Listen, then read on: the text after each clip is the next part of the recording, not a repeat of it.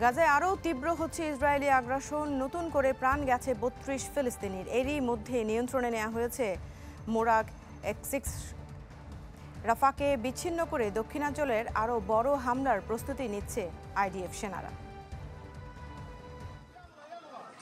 টানা ২ মাসের যুদ্ধবিরতি ভেঙে গেল ১৮ মার্চ থেকে গাজায় ফের হামলা শুরু করে ইসরায়েল।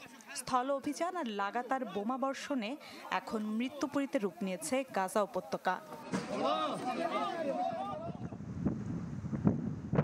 নতুন করে হাসপাতাল ও গুরুত্বপূর্ণ অবকাঠামো লক্ষ্য করে হামলা চালাচ্ছে আইডিএফ সেনারা।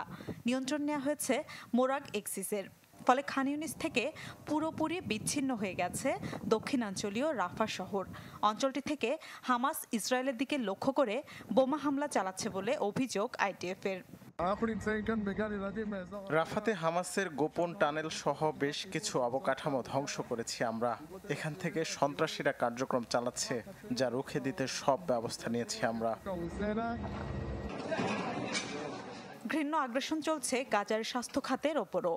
আল আহলি হাসপাতালে বোমা হামলায় ধসে পড়েছে চিকিৎসা কেন্দ্রটির জরুরি বিভাগ ও প্রধান গেট। পুরো ছাই হয়েছে আইসিইউর জন্য মজুদ অক্সিজেনের গোডাউন।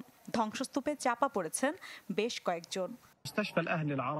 উদ্দেশ্যমূলকভাবেই হাসপাতালটিতে হামলা চালানো হয়েছে। জরুরি বিভাগের পুরোটাই ধ্বংস করে দেওয়া হয়েছে। হামলার পর মৃতদেহ ও আহতদের বেছে বেছে উদ্ধার করতে হিমশিম খাচ্ছি আমরা।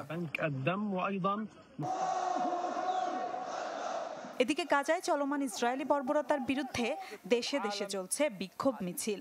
ইয়েমেন, লিবিয়া সহ মধ্যপ্রাচ্য জুড়ে বিক্ষোভ করেন লাখ লাখ মানুষ।